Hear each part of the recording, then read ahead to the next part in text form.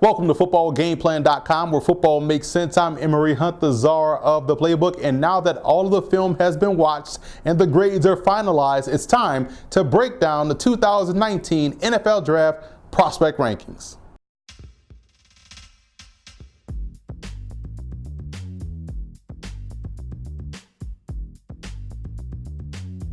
Before we dive into the prospect rankings video, let's take a look at how we go about grading these guys on film. For the skill positions, we take a look at a prospect's best and worst games statistically and the best matchup before we finalize his film grade. And from there, the player is assigned a grade on a 100-point scale. We don't believe in the term backup per se. If you're in the NFL, you're one of the best players at your position, so we consider you a starter in waiting, or at least that's how I would look at it if I'm a GM or a head coach. So without further ado, let's dive into the video with our number one graded prospect at the position. North Carolina's Anthony Ratliff Williams graded out as our top split end in this year's draft class. His film was flat out impressive in my opinion. It doesn't matter if it's over the shoulder, in between two defenders, a quick pop pass, it doesn't make a difference. ARW will come down with the football. He attacks it like you would expect a receiver to do so. He also brings you value as a returner, which tells you a lot about his speed and quickness overall. To me, when you factor in that, along with his ability to run good routes, he has a lot of DeAndre Hopkins-like traits within his game, and I feel as though whoever lands him in the draft will get a very similar player. Looking at the rest of the top 10, and DK Metcalf of Ole Miss has the skills and athleticism that are unquestioned. He's a day one impact player in my opinion. Now the question surrounding him involves his health. If the neck is fine and there are no lingering effects surrounding that issue, then he's a franchise player out there on the perimeter. Miles Boykin of Notre Dame, Emmanuel Hall of Missouri have very impressive film. When I got to watching Boykin, I was blown away at how polished of a player he was out there at Notre Dame. Jamal Custis of Syracuse and Preston Williams of Colorado State are big-bodied wide receivers that could also see time inside as bigger slots. The same can be said for Travis Fulgham of Old Dominion, good versatile player that can play inside or out. Kelvin Harmon of NC State reminds me a lot of Eric Moles or even Rod Smith. He's just a solid, dependable option who consistently finds himself open a lot and one who fights for every reception opportunity.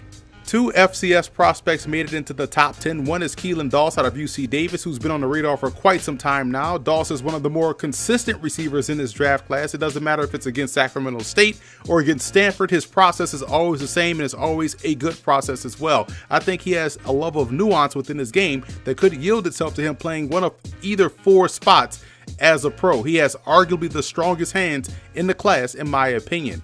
Jazz Ferguson of Northwestern State gave opposing secondaries in the Southland Conference fits this season. He can win versus press, he can get vertical with his speed, and then go up and snatch the ball away from the defender. He transferred in from LSU and still has a ton of growth left in his game, which is scary to imagine. His route running is pretty solid in the short to intermediate area for a bigger receiver, and when I watched him play, I just kept getting a Mike Evans vibe from him in his game. So look for him to test well and be one of those preseason stars that you'll hear about come August.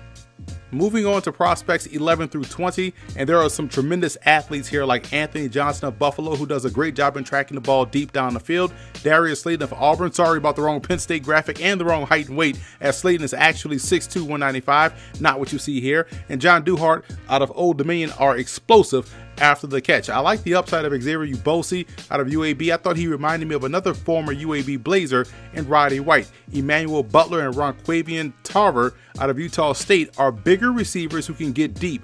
And as he enters the league, Butler will be 2 years removed from a season-ending injury he suffered at Northern Arizona. Brian Burnett of Tusculum route running should be used as coaching tape. He is flawless at the line of scrimmage and does a great job of reading coverage on the fly to work himself open.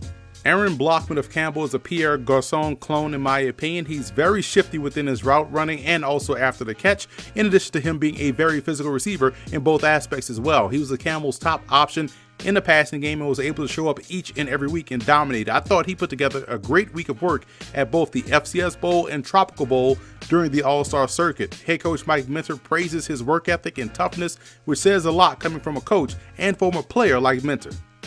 Same colors, different program, different prospect. Marquise Irvin of Mercer is extremely athletic, that does a great job in playing high post from the defender, but also shows the ability to contort his body to make the acrobatic catch look routine. He's very explosive out of his breaks as well. And when you return punts, that tells me all I need to know about your footwork and your ability to make cuts on a dime, which explains why his routes are run the way they are. They didn't throw much at Mercer, but Whenever he got the opportunity, he made the most of it. He's a big-time sleeper who has the height, weight, speed, and ability that scouts look for. And rounding out our split ends list with 21 through 23, Antoine Wesley of Texas Tech has good athleticism, but he has to get stronger to handle the rigors of perimeter play out there at the NFL level. I like how physical Jamarius Way of South Alabama is at the catch point and has some potential as a red zone threat in the NFL. I think he can even play inside as a bigger slot receiver. Julius Wingate of Stony Brook is another one of those players who can also see time inside. For a 6'3", 199-pounder, he has excellent body control, snapping out of his breaks really well, and does a great job of working back to the quarterback for the football. So that's a wrap here from the Football Game Plan Studios. I'm Emory Hunt, the czar of the playbook. Be sure to follow me on all of my social media accounts. And don't forget to check out and subscribe on iTunes to Football Game Plan Podcast. We can find our Scout Team podcast, which has a lot of 2019 NFL Draft prospect interviews. And also be sure to subscribe on YouTube to the Football Game Plan Network, located at youtube.com/footballgameplan.